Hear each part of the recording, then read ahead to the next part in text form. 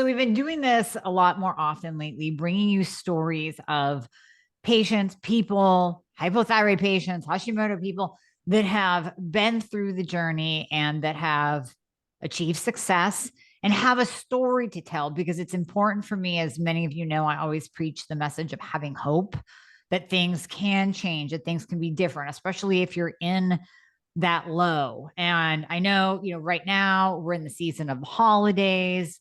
There's a lot of festivities, a lot of parties, a lot of eating, a lot of drinking. And you might be one sitting there going, this just sucks. Like, I don't even have the joy of the holiday season. I'm too scared to eat a freaking cookie because I'll put on weight. I don't want to have a glass of eggnog because there's too much sugar in it, and you're just in that place of nothing's working. The weight's not coming off. I'm tired all the time. I don't feel like myself. I don't want to go out. I don't want to socialize. And that's not a place to live in. And that's why I'm here. That's why I have my guest on, because we really want to talk about where she has come from, which is where many of you are, to where she is now, so that you can see that path, that journey, that transition, and then you can have the hope that you can experience the same kind of transformation that she has experienced. So, Alexandra, thank you so much for coming on today and just being so open to share your story. I'm really Thank excited you to have so you. much for inviting me to be on. It's an honor. It's an Thanks. honor. So Alexandra is one of my patients. And how long have we been? Is it 5 months now? 4 months? 5 months? We started in July. Okay. So It's it now started over the December. summer. Yeah. Very cool. So tell everybody kind of where you were at when you came to me. What were your biggest symptoms? What's your whole history of even the process through other doctors, misdiagnoses, all of that good stuff. So just start at the beginning. Well, just to go back to my childhood, I was always a chubby kid. And then anytime something that was significantly stressful happened, I would put on 40 pounds if something horrible happened. And then I would try to lose it, but I didn't know how. Yeah. And I remember my parents saying, "Oh, maybe you have a thyroid problem," and taking me to the doctor, and they would test TSH and they'd say, "Oh, no, no, she's fine. She's fine." And I remember wishing I had a thyroid problem because it would be the answer It would be to the what end. was going on. How old were you then? This was probably when I was around 8 or 9. That's Uh, pretty darn young to be thinking, I hope there's something wrong with me, yeah, so that there's an answer as to why this is happening to my body at such a young age. yeah, yeah, I agree. And by the time I was about 14, I remember asking my doctor to please test my hormones because I thought something was wrong. And my doctor said, "I'm not testing your hormones because anything that we could do to help your hormones would just have worse side effects than what it would do to help you. So there's no point in even testing your hormones." And I just sort of lived with that for a while, became an adult, started asking doctors as an adult to test my hormones. And they all said, "Well, are you trying to have a child?" And I'd say, "Well, no." And they would say, "Well, if you're not trying to get pregnant, then there's no reason to test your hormones." Um, Fast forward to being 48 years old last year, I asked my doctor again, "Can you please test my hormones? I think they're a train wreck at this point." And she said, "Well, the average age of menopause is 51 and you're only 48. So there's no reason to test your hormones now because you're not in menopause." So here I am already 48 years old as of last year, and still nobody was testing my hormones. I didn't know until I started listening to you, Dr. Amie, that I could request my own blood tests without a Oh, yeah. doctor prescribing them. Mhm. And that has been a miracle because now I can see what's going on. And now, because of listening to you, I know what to look for. Yeah.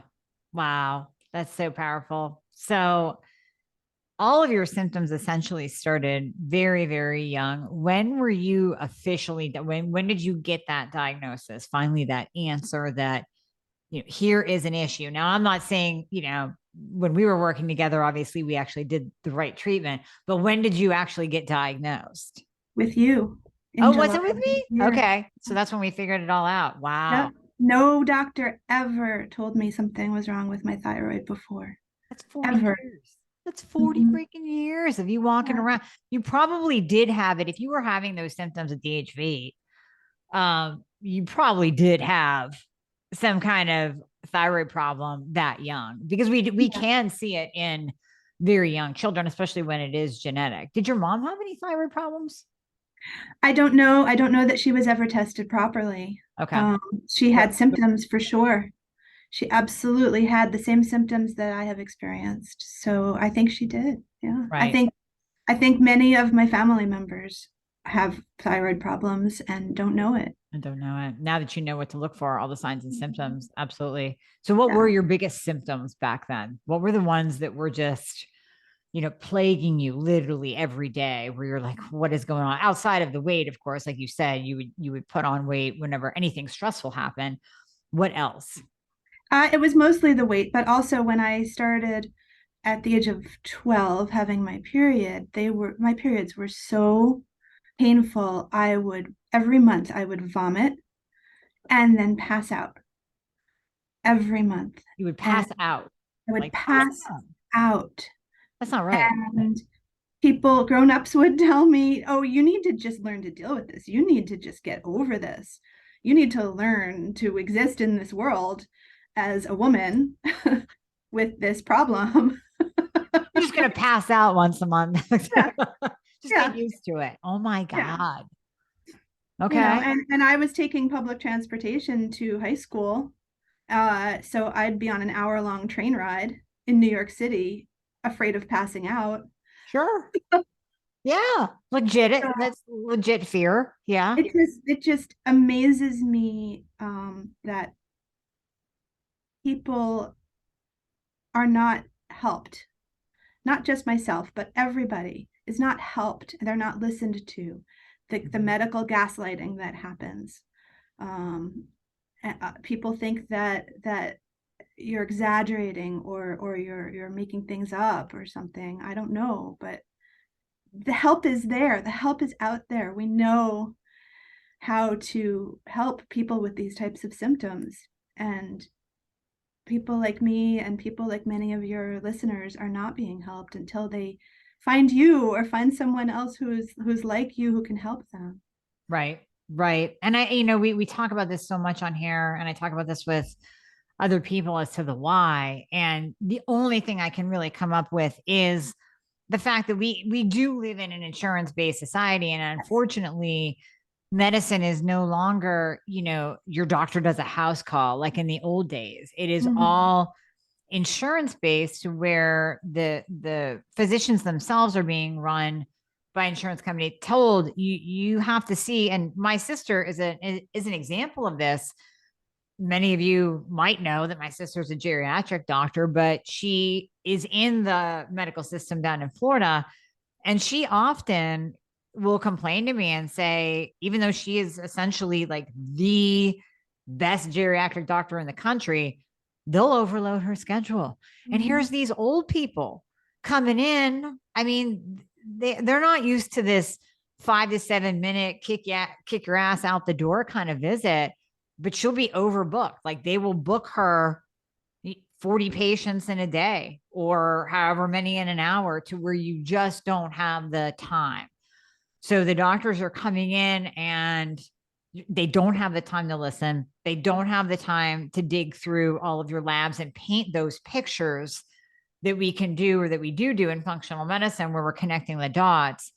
They don't have that time. Now, why they don't test thoroughly, I still don't have an answer for that. Why? Because with you, Alexandra, if we would just go back and let's say if we could reverse you to the age of 12, like when your periods were really bad and you're passing out, and we were to test all of your thyroid, all of your hormones, we Yeah. would probably see the thyroid problem at that point in time. And then it would be connected. I bet money that you had like PCOS or Mhm. like PCOS, polycystic ovarian syndrome. You had some maybe low progesterone. Did they end up putting you on birth control then? I did go on birth control when I was 20. Okay. And So it took them that long. Here you are passing out at the age of 12. yeah, I'm not saying that birth control was the treatment to go. I'm just laughing at the fact that usually that's the first band-aid they're throwing out. right, Here, girl, have some birth control. Catch. Here's an antidepressant. Catch. right. Yeah. And here I was living in New York City. There are good doctors in New York City. It's not like I was in the middle of nowhere, someplace very rural where there wasn't good medical care. So Mhm. imagine all the people who are living in areas where there aren't great doctors. They're Right. not getting help either. Um, yeah. So Right. thank God for you, Dr. Amie. Thank Oh, God for you. thanks. I don't pay her to say that at all. She's totally just saying that. She's just saying that. She's not. So okay, now you and I start working together. We figure out the problem. We start putting you on the correct thyroid medication. What are you on right now, just for the listeners to hear? Right now, I'm on 25 micrograms of Synthroid and Mhm. 60 micrograms of liothyronine split dosed. Split dose 30/30. Yeah. Yeah. Mhm. And the reason why I like to share that is because I think there is no one size fits all with thyroid. We know that. Some people are optimized at, let's say, 20 micrograms of T3 and 75 micrograms of T4. Some people are optimized, like I'm at the other end of the spectrum with T3 only at 150. So you can fall anywhere in there, but I like saying the med and the dose just so people can kind of wrap their mind around the fact that there is no one size fits all. So obviously with you, Alexander, we had to change that ratio. It's what I'm always talking about changing that ratio of T4 to T3, where your reverse T3 would want to keep creeping up. And so we have to keep the T4 low, just enough in, and you tolerate the 25 really well. Your reverse T3 is below a 12, but we have enough T3 in that this 25 is just kind of sitting in reserves. That's your storage. Yeah, we can pull from it. We can convert over to T3 if we have to, but we have enough T3 on board to really run the show. Now, that's not to say there might not be another change for you in the next 2 to 6 months. Who knows? We just keep on top of it. But I just like to share with the audience too, because a lot of people might be going, well, wait a minute, my doctor only gave me 5 micrograms of T3 and said that's as high as she'll go. Or, and I've heard even functional, this is why I bitch about this all the time. Functional practitioners, oh, I can't go above 50 micrograms of T3. Oh, no, no, no, wait. Well, what if they need it? So just like in the Well, case of Alexandra, what if you need it? right, exactly. And just to go back to when we first started in July, I started on 50 micrograms of Synthroid Yep. and 20 micrograms of liothyronine split. And my reverse T3 went up on Yep. those doses. Yep. So you and I tried a few different combinations and watched the reverse T3 come back down. So sometimes you do have to play around with it to get the right combination. Yeah. Absolutely. It's finding that perfect glove, the Mhm. perfect fit, the Cinderella slipper, whatever analogy you want to use. Exactly. It's just finding that perfect fit. So, Mhm. okay, on to hormones, because you're my age. So, where were your hormones when we first started working together? When we first started working together, my total testosterone was 11 and my progesterone was 3.6. Mm-hmm. So not And horrible. It wasn't like menopausal progesterone yet, but it was right, pretty low. It was lower than what we want. Yeah. my estrogen was 340. So that's definitely estrogen dominance. Mm-hmm. Yep. Um, and so I started, you had me start taking oral progesterone Yep. from a compound pharmacy Yep. and injectable testosterone. Yep. And my listeners know that I like injectable testosterone when somebody is that low. If you were coming in with a testosterone of like 40, something like that, we just wanted to give you a little nudge, then cream can very oftentimes make the cut and do a great job. But if you're that low, I mean, I have seen 3, I've seen less than 3, I've seen 5. When you're that low, that really is where we have to bring in. I like the injectable because it's a little bit more steady. You can control it a little bit more, and it's definitely absorbed because you're injecting it just right into your subcutaneously into your fat. So Just information. I know you know this, but information for the listeners. So yes, with you, and it's very interesting when I'm working with women in their 40s because I say we collectively, are kind of in that perimenopause, could be dipping our toe into menopause. So that's why I always say with the optimal ranges, I can say that testosterone total optimal range has to be above a 50. Progesterone, I like to see in the double digits, but if you're taking oral, it might not get there because it doesn't get picked up on blood work as well. But estrogen can go either way. You can be estrogen dominant, or you could be, estrogen in the menopausal tank. So it could go either way with you. And the same thing, we're just going to watch now that we brought you out of that estrogen dominant state. Now we have to watch and aging is unavoidable. Right. Menopause itself is unavoidable, but we don't have to deal with all the symptoms of it because now we have you on hormones and here's some estrogen waiting in the wings, just saying, Alexandra, whenever you need me, I'm right here, and then we can always add that in too when your estrogen starts to go the other way. So having those hormones on board is not only going to make your transition into menopause whenever it decides to occur for you more pleasant, very pleasant to where you're like, what's menopause? And then at the same time, there's another layer to that for those listening that you can even do something like rhythmic dosing, the Wiley protocol, where you're actually getting your cycle and you do not go fully into menopause per se. Wow. So yeah, a couple of different ways to do that, but I just wanted to kind of hear what your hormones were like. So what are the results? What has changed from when you started until now? So I'd like to bring up the fact that in 2018 I started learning Kung Fu. Okay. Yeah. And I go to this wonderful school and we have I even do some private lessons with one of the teachers so that I can learn better and become stronger so that I can do some of the things that are required in Kung Fu. And before I started with the testosterone, I wasn't making any progress. And I kept getting bigger, I think because I was having some stress at work. And it got to the point where I didn't even want to wear the school branded t-shirts outside of the school because I felt like I don't look like someone who does Kung Fu. Oh, How can I advertise this school wow. with this t-shirt when I look like this? And so starting to take the testosterone and having the thyroid meds and losing some of the weight, I actually now feel confident enough to wear those t-shirts outside of the school because now, Cool. I still have a long way to go, but I'm starting to feel like I look like someone who may do Kung Fu.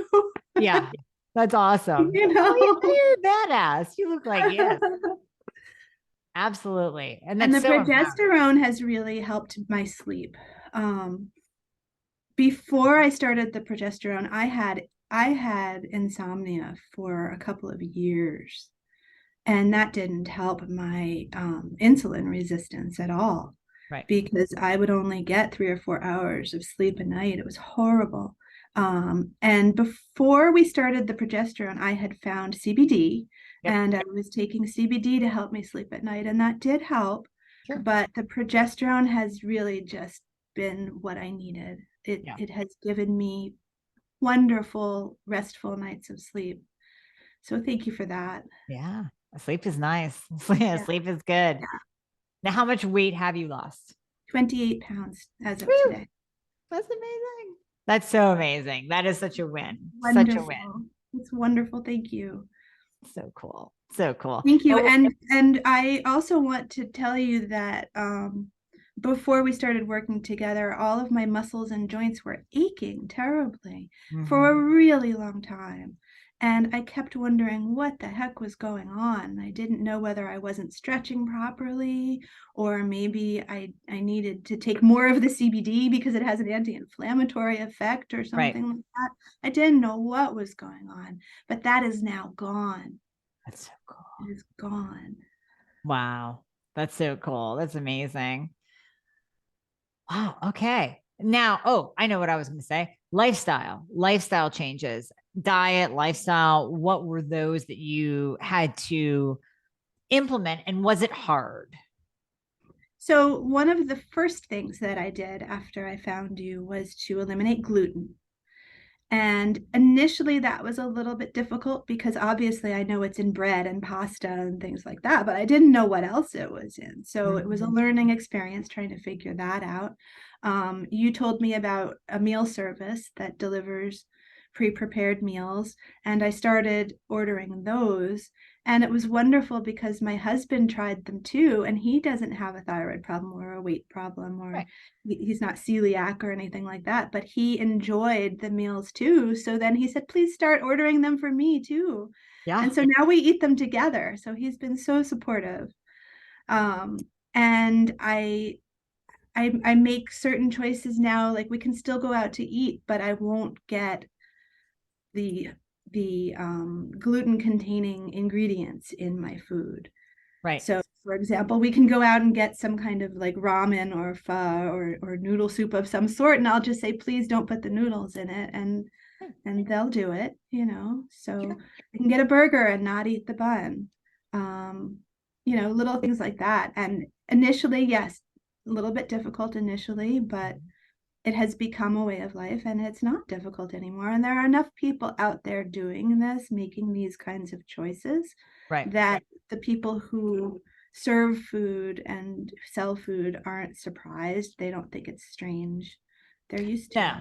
it. You're absolutely right. It's a lot more accepted and streamlined these days at restaurants for sure. Yeah, Because true celiacs, I mean, they can have a serious reaction right. if they're exposed. So yeah, you're Right. I right. remember one waiter asked me, "Oh, do you have a gluten allergy?" And I said, "No, no, no, it's okay. I don't have a gluten allergy. I just am trying to stay away from it." But they were concerned. They were worried. They didn't want their patrons to become sick eating there, obviously. Right. And then sometimes you have to say that you have a gluten allergy just because, so they will take it seriously, Right, right, and they right. won't slip in and just be like, yeah, just tell her this is gluten free. It's not gluten. Oh my gosh, Alexandra, you've had such a transformation. I mean, you've Thank been you. dealing with for a lot of years, and I will ask this question of you as well because I have asked it with other guests, and the reason I ask is because I've experienced it. When we figured out what was wrong with you and we started you on your healing journey per se, was there anger that came up at all? Oh, yes, Yeah, yes. I wouldn't say at first there was anger. I would say at first there was such relief, yeah, utter joy that yeah, somebody like you exists in this world who will help people with this problem. Utter joy and gratitude. And then over time, anger, um, not really knowing whether to be angry at people because they knew and didn't help or because they didn't know and weren't taught, if that right. makes sense. Um, Yep. you know, people can't help you if they don't know how to help you, but at the same time, why weren't they taught how to help people like us? So just anger at the quantity of years that I lived with these problems, when there was such a simple, not simple, but easy answer, to implement. Yeah. I wish that I could have become optimized when I was much younger, Yeah. but it's just not the way it happened. And I'm so grateful I'm optimized now, because now, you know, the years are going to pass anyway. Yeah. Yeah. So, so thank goodness I have the optimization now. And from now on, I can feel better and live my life better and just be so much healthier and so much more comfortable in my body. Well, that's a huge attitude shift though, because you did go through, and I think we all go through those, the grief emotions essentially, Mhm. realizing that we lost didn't we lost a piece of who we could have been right? Yeah. We didn't lose years. We're still here. We're still productive. We're still living. We're Right. still learning, Right. loving everything. But who you could have been. But now you have made that tremendous mental shift through being in the present moment and seeing what you have right now and being grateful for it. And now just all sights ahead, just what's next in the future. Let's bring it. Yeah. Yeah. And I tell everybody about you and I try to get everybody to listen to your podcasts. And I don't know what percentage of them listen to me, but I try really hard. Thank you. Well, no, I mean, you just being who you are shows the world much more than telling people, yeah, okay, yeah, I'll listen. I wrote it, write it down. But when they see you and not only the body transformation, but just, I mean, you're glowing, you're like a different person. You are a different person. So seeing that transformation is what inspires. And then of course, hearing your story, just like people listening here, hearing your story is so impactful because you've dealt with this for so long. And then to finally get the answers later in life, it's never too late. It's It's never never too too late. late. It's never too late. But start now, everybody. Please. Amie's here. She can help you. Start now. You know what? I think that's going to be the name of the podcast. It's never too late, but you got to start now, Yeah. because you don't want to waste any more time. Why waste more of your life? Right. Yeah. But Yeah. yeah. Well, no, thank you for coming on and sharing your story. And like I said, just being open and vulnerable and letting people know even about your childhood and what you went through. What would you like to leave people with? Well, you kind of already left a really good message. We should probably just end it right there with the yeah, just start now. But any Start now. other any other last words, Alexandra? I just am so incredibly grateful for you and that you exist and that you are helping people. I can't even express how grateful I am to you. Well, thank you. I don't Thank even you. have the words. There's a But decent handful of us out there, but there needs to be more. And I say it over and over again that the thyroid is very nuanced art. You really have to work with someone that's already walked in those shoes, or they won't understand it. They won't understand the struggle that comes with it. So yeah, no, I agree with you. And well, thank you. And I do agree that there just has to be more of us out there helping people, listening, and diving in. yeah, Yeah. Well, thank you so much for your time, and everyone thank you. listening greatly appreciates it because you've just given another nugget of hope that things can change. Things can change. Absolutely. All right, Alexandra, take care and have a Merry Christmas. Merry Christmas, Dr. Amie.